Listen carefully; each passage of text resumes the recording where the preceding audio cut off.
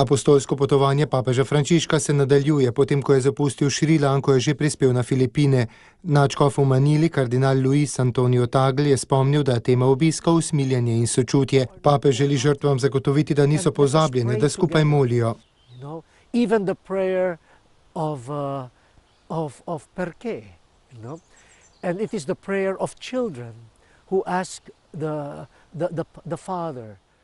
Molitev otrok, ki očeta sprašujejo, zakaj, ne toliko, da bi dobili odgovore, ampak da poudarimo našo bližino, našo vez z očetom. We are all looking forward to that day where the Holy Father will go to Tacloban and Palo.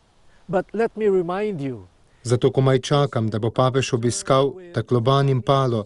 Rad pa bi izpostavil tudi njegovo srečanje z družinami in mladimi.